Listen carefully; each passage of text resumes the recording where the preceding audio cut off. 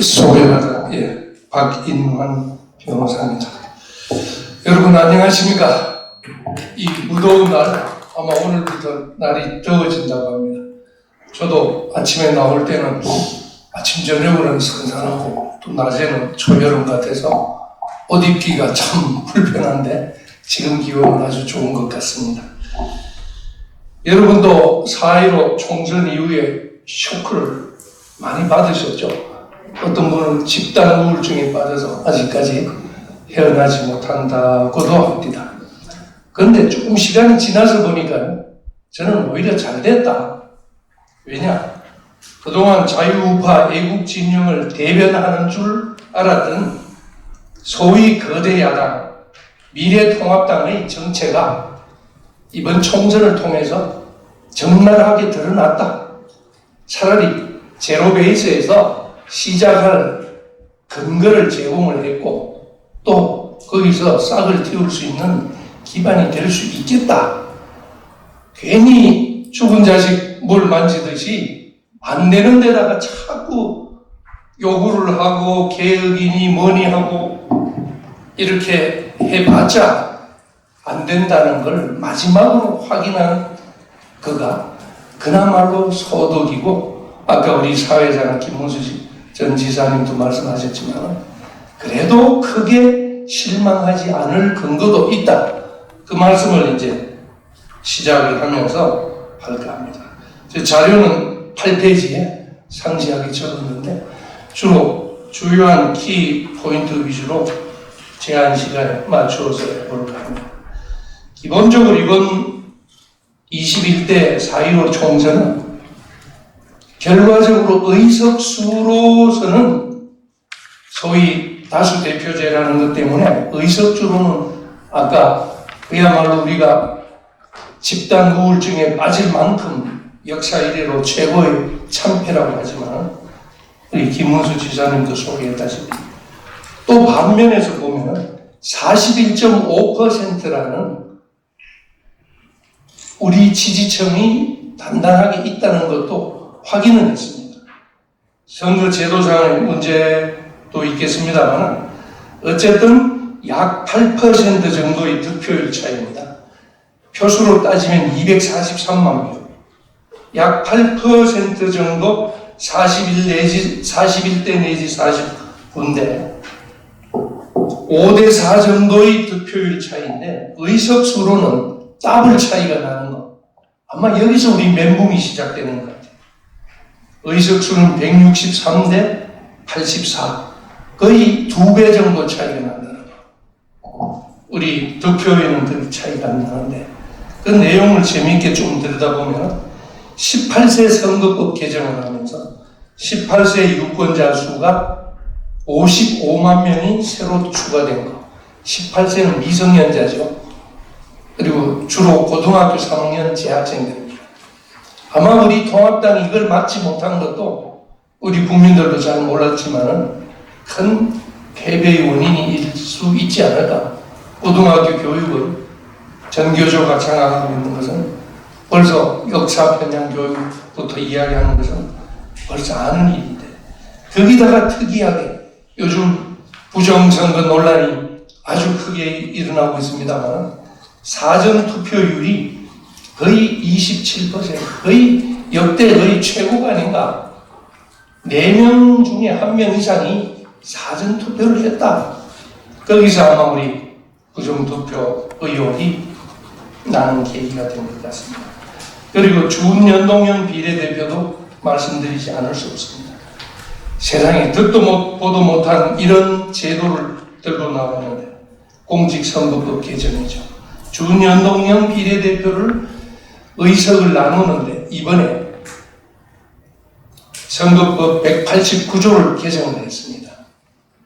적어도 선거법 본문에 수식이 아인슈타인이 E는 MC 스퀘어 같은 공식이 6가지가 적용됐습니다.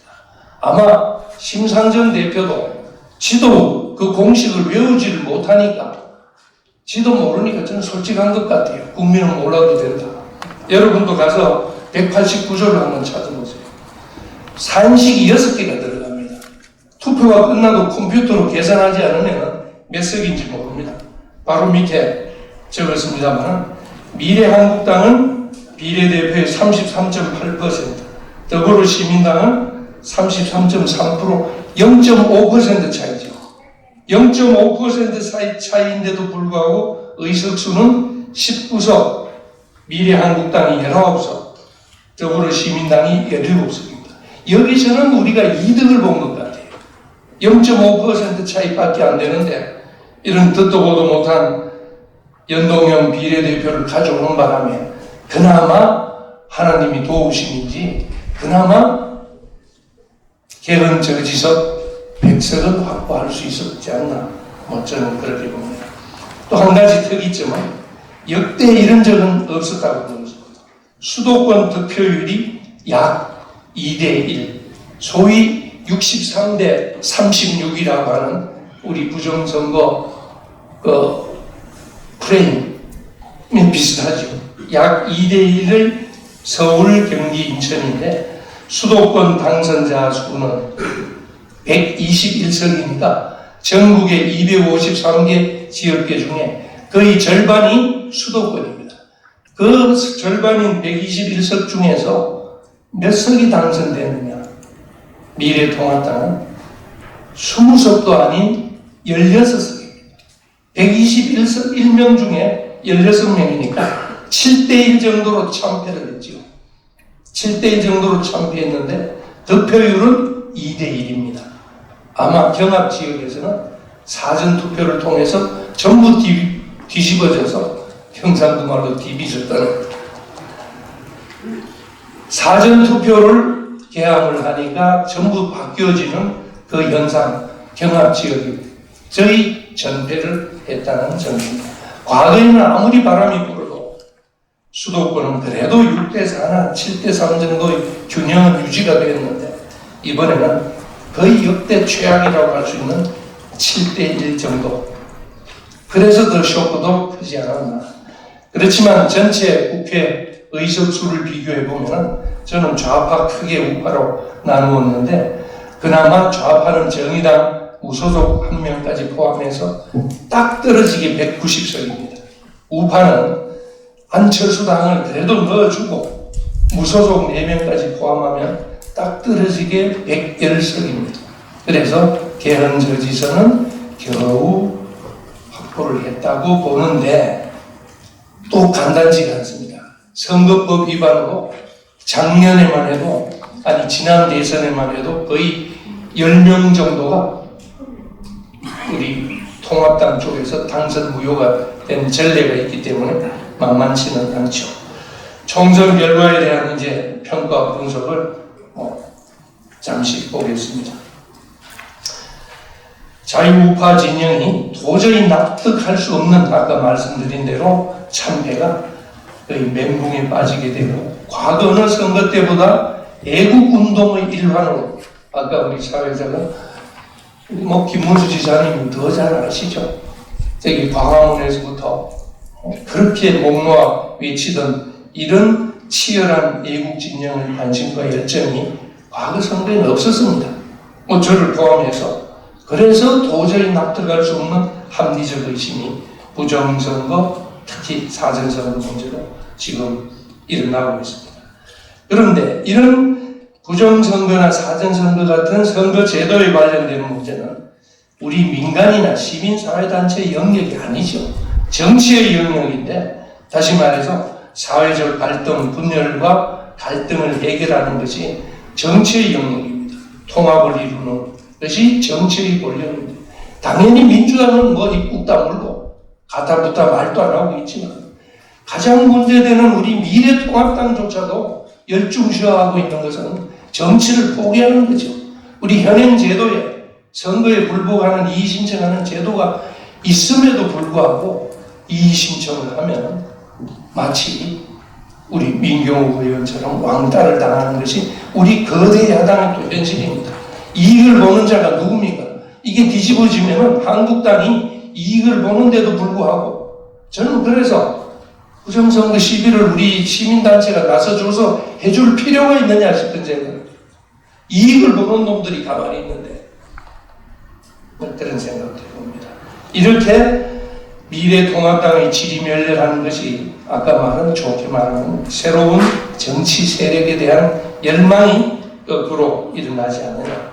이런 새로운 정치 세력은 통합당을 대체하는 국가개조 세력, 국가경영 세력, 국가개혁 세력, 국가건설 세력이고 거기에 대응하는 좌파는 국가파괴 세력이고 누구는 사회불만 세력이라고 합니다.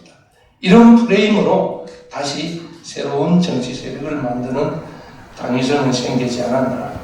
그래서 자유우파 정치 지형을 개편할 때는 그동안 한국당을 중심으로 있었던 장차관 고위공직자 출신, 판검사, 교수 등 명망가 출신들이 인생 이모작하는 정치를 배격하고 기득권 자산가들이 노후 관리를 위해서 비례대표를 하나 따서 인생 이모작하는 이걸 탈피하는데 오히려 제3 정치 세력이 나선다면 국민들도 이해해 주지 않을까 싶습니다. 저도 당연히 판검사 출신이고 교수 출신이니까 저도 사양을 해야 될 것 같습니다. 여하튼 평가 원인 분석을 함께 간단히 말하면 공천 실패 자세히 말씀 안 드리겠습니다. 광화문 세력은 아예 배제를 해놓고 하셨죠. 공천 실패와 물갈이 인적 쇄신론은 말씀드리겠습니다만 자세한 것은 자료에 있습니다. 특징은 결과적으로 미래통합당 물갈이 폭이 역대 어느 때보다 최고로 많았습니다. 심지어 민주당보다 훨씬 더블로 많았음에도 불구하고 물갈이 폭이 인적 쇄신이 많았음에도 불구하고 선거에는 실패했다.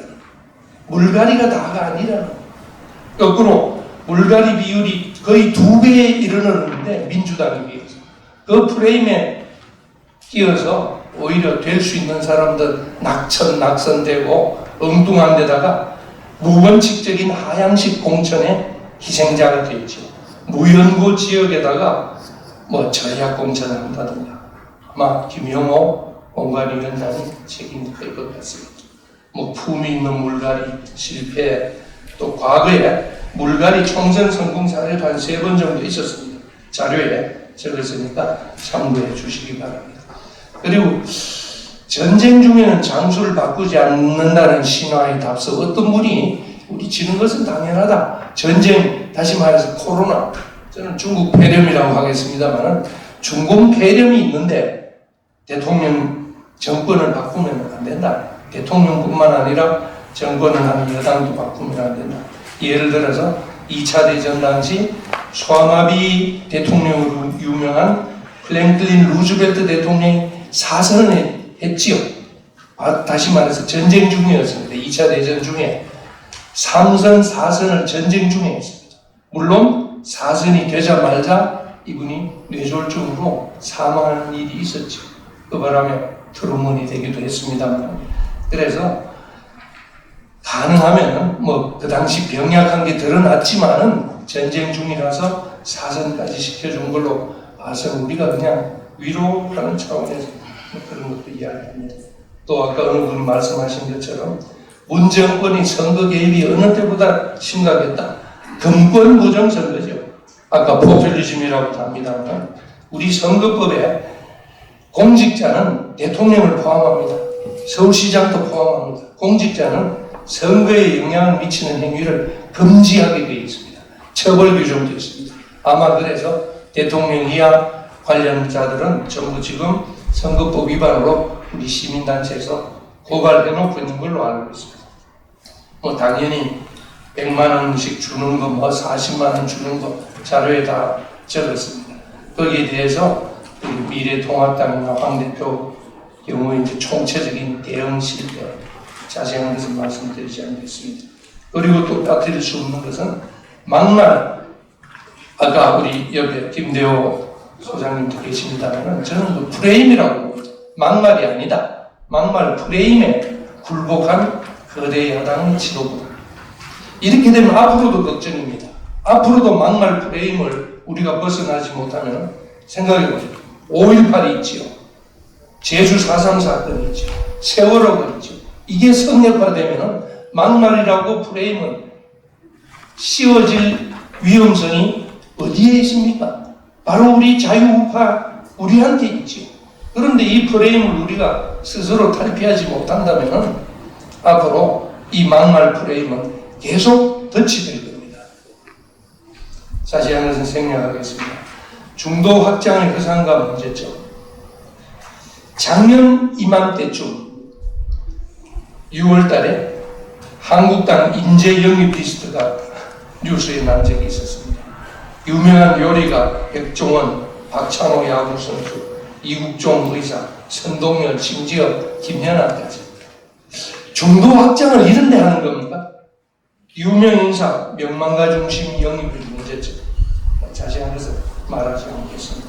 또 중도 확장의 허상과 문제점으로 소위 좌클릭과 중도 확장.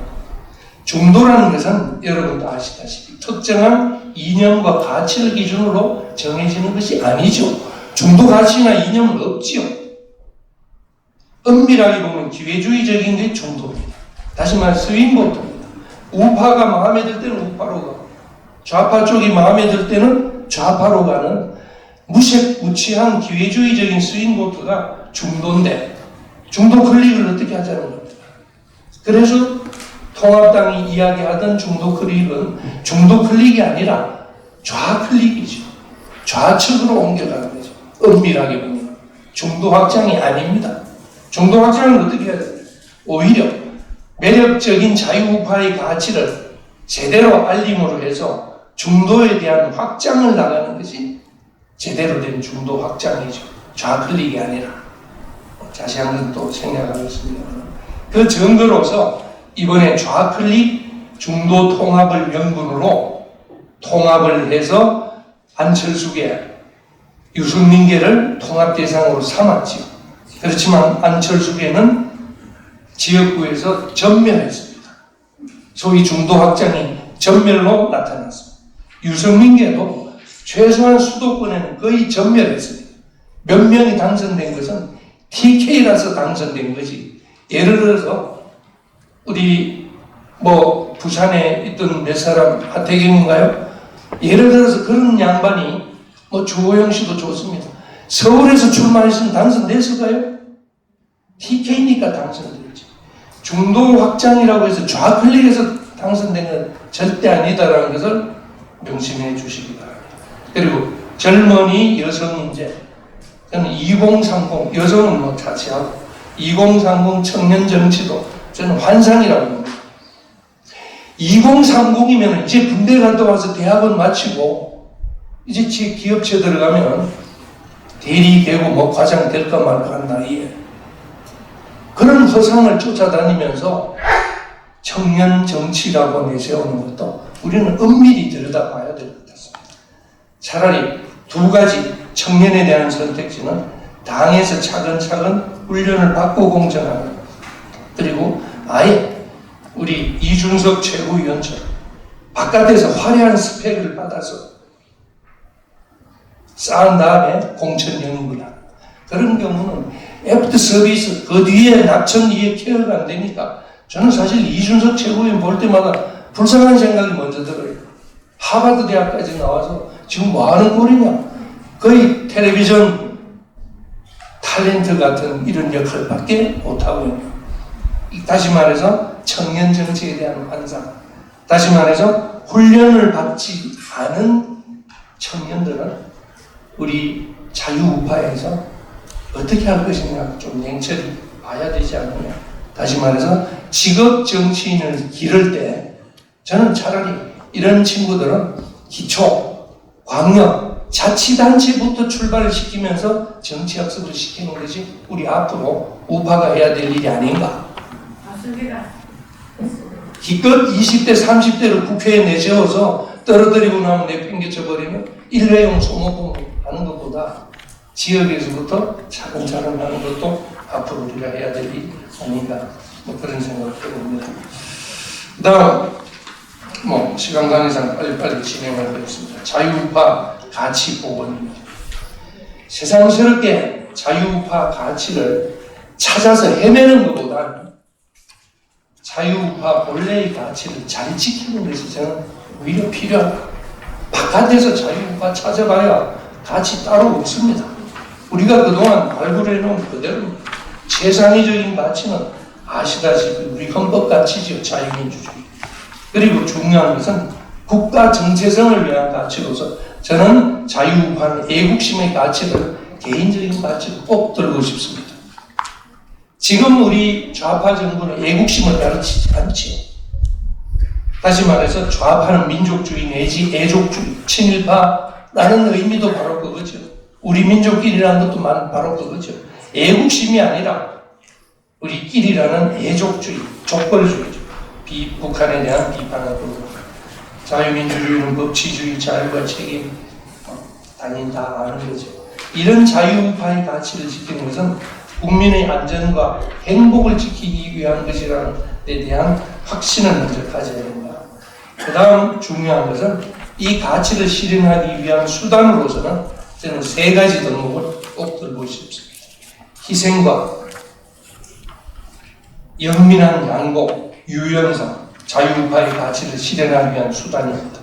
희생은 다시 말해서 노블리스 올리지 같은 공화주의적인 희생, 칼레의 시민이라든가 우리 로마 시절 공화정 시절에 여러 가지 사례들이 많죠.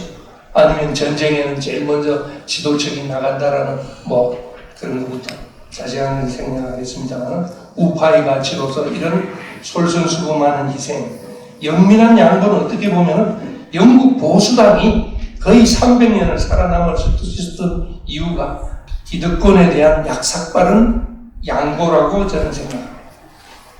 좋게 말하면 영민한 양보죠. 기득권에 대한 양보, 그리고 유연성. 유연성은 어떻게 보면 기회주의적이라는 비판도 각오할 수 있어야 됩니다. 그 유연성은 중심 이동이 아닌 외연 확장, 아까 강조한 겁니다. 이 19세기 후반 침체기였던 영국 보수당, 자유우파 보수당의 면모를 일신한 디스레일리의 사례는 밑에 적었습니다. 유연성을 채택했다는 그 뜻입니다. 지켜야 할 자유우파의 가치, 개인적 가치, 공동체 가치, 국가 간 역사관 체계를 적었습니다만 살펴보면 도덕 교과서 같죠. 윤리 교과서죠. 바로 그겁니다.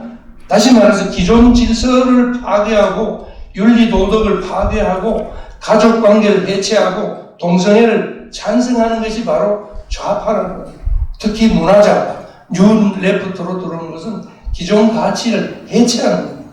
그럼 우리는 기존 가치를, 기존의 도덕 교과서 같은 지켜야 할 가치는 근면하고 성실하고 겸손하고 청렴하고 절약하고 정직하고 이런 가치는 우리가 지켜야 돼요.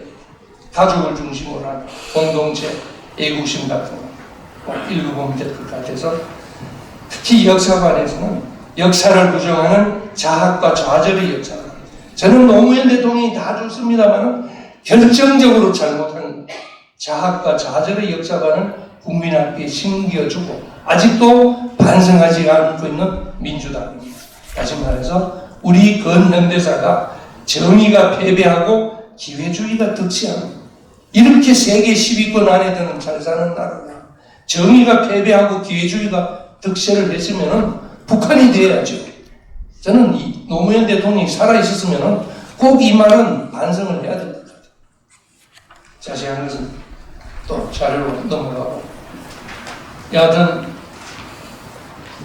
그 다음에는 또 덧붙이고 싶은 것은 요즘 복지국가 우리 문재인이가 주는 돈 저도 받았습니다. 문재인이 주는 게 아니죠. 우리 국민이 낸 세금이죠.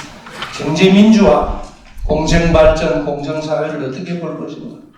우리 좌파도 경제민주화를 아니 우파도 두려워해서는 안 되겠다. 그래서 꼭 좀 당부드리고 싶습니다. 우리 헌법 규정이 있습니다. 좋든 싫든. 다만 경제민주화의 수단과 방법을 어떻게 할 것인가를 깊이 고민해야 될 것 같습니다. 그러자면 기본소득제 같은 것도 어떻게 재원을 마련하고 어느 수준으로 할 것인가도 우리가 빨리 준비를 할 필요가 있지 않나. 예를 들어서 변호사, 형사사건 수임료 상한제를 도입한다거나 또 노동자의 부당행위, 사용자뿐만 아니라 부당노동행위 자세한 것을 생각하겠습니다. 그리고 궁극적으로는 기득권 내려놓기는 누가 주도할 것인가? 과연 우리 스스로 아까 노블리스 오렐리제라고 했습니다만 훈련 없이 가능하지 않다. 스스로도 가능한 끊임없이 생각해야 되고 마지막으로는 저는 우파의 버릴 수 없는 가치는 휴머니즘이라고 합니다. 교조주의, 전체주의를 배격하고 사람에 대한 따뜻한 시선을 가지는 것이야말로 복지라든가 우리 공동체를 대하는 우리 우파의 가치는 바로 휴머니즘이야. 지난번에 문재인 정권이 북한에서 넘어온 어선을 타고 넘어온 젊은 20대 청년을 포승줄에 묶어서 북한으로 보내는 걸 왜 끊임없이 이슈를 삼지 않는가? 이거 인류에 반하는 일이 아닙니다. 우파가 지켜야 할 일은 바로 거기에 있다. 이런 생각을 합니다. 나머지 자유우파 가치의 구체적인 내용은 자료에 안보, 경제, 사회, 문화 그런데 꼭 당부드리는 것은 소위 강남 좌파에 대한 적절한 대응, 아까 문화좌파라고 했죠. 그리고 청산해야 될 가짜 보수, 다시 말해서 꼴통 보수, 극우 보수도 우리는 혹시 우리가 그렇게 들어가서는 안 된다는 부분도 또 우파의 확장성을 방해하는 부분은 또 해야 되지 않나. 자유우파의 가치와 미래통합당, 이제 우리 대안입니다. 자유우파의 가치에 반하는 미래통합당을 행태할 것. 아까 말씀드렸죠. 특히 방공, 안보, 성장 가치에서 벗어나자고 급기야 주장하는 걸 보고 정말 저는 한탄스럽습니다. 이제 정체가 드러났습니다. 우리 현실에서 공산주의 이념으로 통일이 아닌 분단 국가가 있는 전 세계 유일한 국가에서 휴전 상태, 적화를 노리고 있는 이 상대방이 있는 국가에서 공산당을 허용하자. 저는 벌써 한국당은 이래서는 안 된다고 봅니다. 세계 유일의 공산왕조 세습 독재 국가가 바로 버티고 있는 데서 우리가 허용하는 공산당은 미국에서 허용하는, 일본에서 허용하는 공산당하고 차이가 다르지요. 여러분 그걸 생각해야 돼요. 우리가 통일된 이후에는 허용할 수 있겠죠. 그 정도 말씀드리고 마지막은 거대 야당 미래통합당을 대체할 자유우파 제3정당의 가능성, 단기 장기도 생략을 하겠습니다만 한 가지 사례, 영국의 자유당을 저는 벤치마킹할 필요가 있습니다. 영국에서 자유당이라는 의미는 리버럴이라는 말이 원래 진보적이라는 뜻을 내포하고 있죠. 미국에도 민주당이 리버럴입니다. 그때 그 리버럴은 진보적입니다. 공화당이 보수, 자유당 내지 민주당은 리버럴 진보입니다. 그래서 영국에서도 원래 양대 정당의 축은 보수당과 자유당이 있었습니다만 자유당이 우리 한국당처럼 시들시들해져서 결국은 양대 정당의 한 축을 노동당이 담당하게 되는 그 과정을 자세히 백과사전 보고 뺏겨서 적었습니다. 이걸 보시면은 우리 제3당의 출현 가능성, 물론 장기 전략입니다. 당장 2022년은 불가능할지 몰라도 4년 아니면 5년 아니면 10년이 걸려서라도 장기 전략으로 우리가 영국의 과정을 참조해 주시라고 길게 좀 적어놨습니다. 시간 있는 분은 한번 읽어봐 주시면 좋습니다. 우리는 할 수 있다는 말로 저희 발제를 마치겠습니다. 고맙습니다. 네, 감사합니다.